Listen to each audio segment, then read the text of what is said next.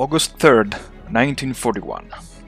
The counterattack that the Soviet Northwestern Front launched against the 4th Panzer Group in the sector of Army Group North was not a localized action, but actually part of a much broader counteroffensive that the Red Army launched against the entire Eastern Front last week.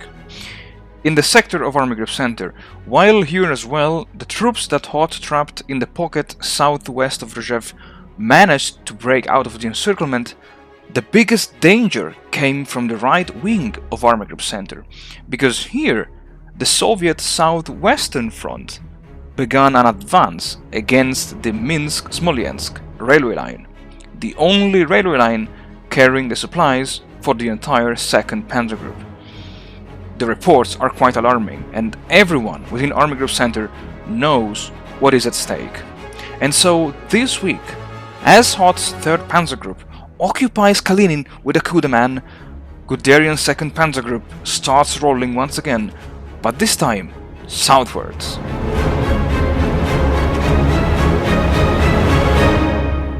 Howdy folks, welcome back to the channel and welcome to a new episode of this new week in War in the East 2.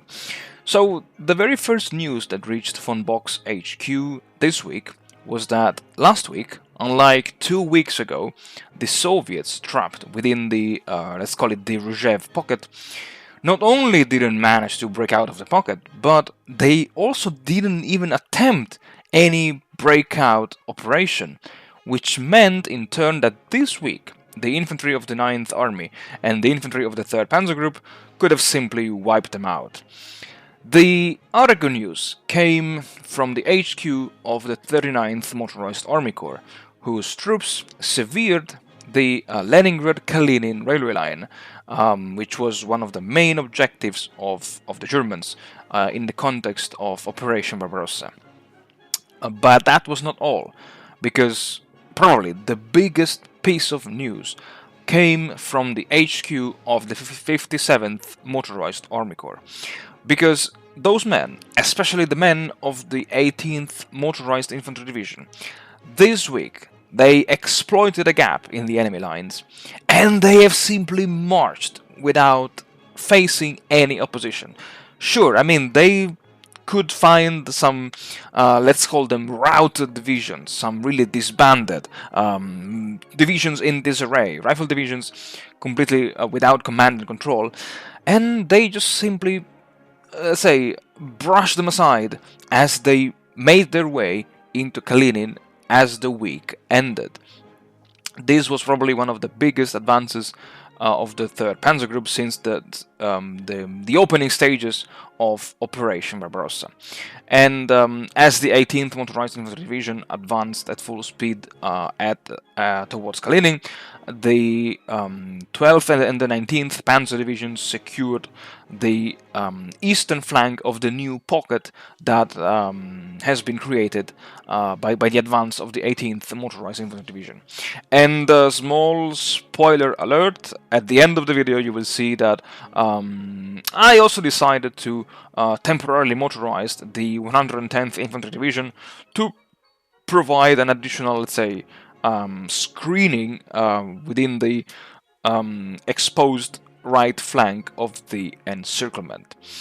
And besides the advance of the 3rd Panzer Group, the other good news to von Bock came from the HQ of Guderian's 2nd Panzer Group, because this week, facing the threat of the Red Army advancing towards the Brest, Minsk, and Smolensk railway line, since this week the railway engineers following Guderian's 2nd Panzer Group finally reached Smolensk, and also instead of going north they turned southwards towards Roslav.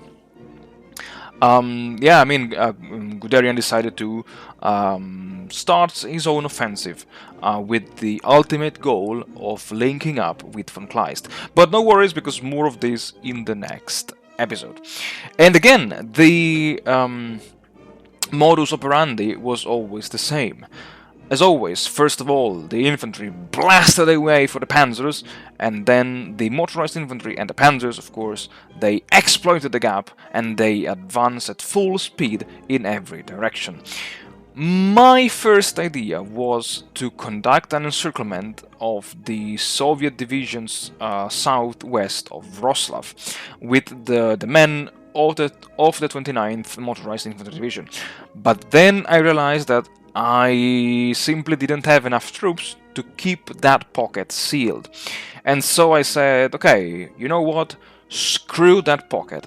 I simply launched all of my men into an all-out offensive, and I let them advance in every single possible direction to to create a gigantic salient into the enemy lines, with the idea of with the support of the 1st Panzer Group to simply convert as many hexes as possible, and of course to prevent the Red Army from rescuing the trapped troops by counterattacking from the east. And I must say that this plan, at least in the sector of the 2nd Panzer Group, was quite successful, because I also caught one rifle division that was, just abandoned by the Soviet high command. And with Guderian's 2nd Panzer Group advancing at full speed eastwards, south, and of course southeastwards, I would say that this terminated the operations of Army Group Center.